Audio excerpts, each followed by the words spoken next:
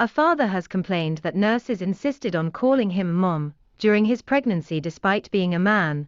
Bennett Casper Williams, 37, from Los Angeles, first realized he was trans around 10 years ago, in 2011, but didn't begin his transition until 3 years later. Then 6 years later, in 2017 he found Malik, his future husband, who he married in 2019. The couple decided that they wanted to have children, and weighed the options available to them, because it meant Bennett stopping the testosterone hormone therapy he'd been on for several years. Bennett, who has had surgery on the top half of his body, but not on his genitalia, eventually decided that he would be comfortable trying to conceive and carrying a child. 2 years after beginning hormone treatment, in the summer of 2015, Bennett had surgery to remove his breasts, paying $5,000 for the procedure. Recalling how it took the operation to make him realize how unhappy he was about having female breasts, he said, "It was really liberating. I had this feeling that it was something that I needed to do, but I never had a self-hatred of my breasts, like some trans people. I had no dysphoria about certain body parts and still don't, but I never could have anticipated what a relief it would be to find them gone. It was a huge weight off my shoulders. That's the end of the surgical road. When it comes to my transitioning though, bottom half surgery is off the table. I have no dysphoria with that part of my body. However, carrying and giving birth to his own child was not a straightforward decision for Bennett.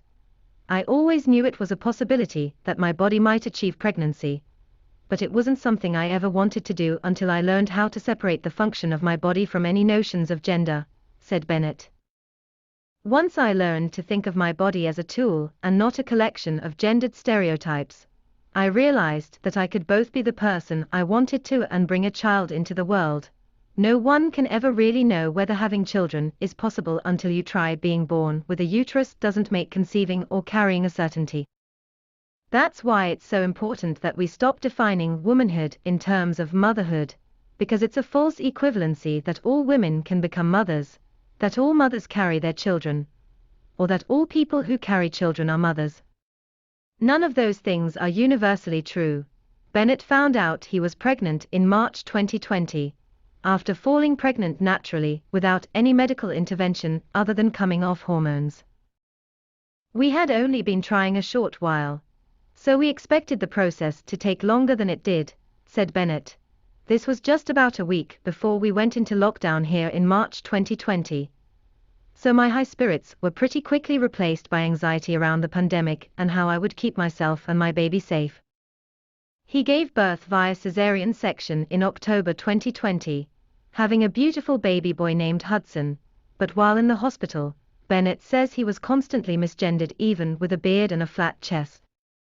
"The only thing that made me dysphoric about my pregnancy was the misgendering that happened to me when I was getting medical care for my pregnancy," he said. "The business of pregnancy," and yes, I say business, because the entire institution of pregnancy care in America is centered around selling this concept of motherhood, is so intertwined with gender that it was hard to escape being misgendered. Even with a full beard, a flat chest, and a male gender marker on all my identification, people could not help but default to calling me mom, mother, or That was what made me dysphoric. Nothing about being pregnant felt feminine to me. In fact, I think carrying a child, isolated due to the pandemic, and facing all the hospitals and appointments alone was the absolute toughest, bravest thing I've ever done. Nothing feels stronger than being able to say I'm a dad who created my own child.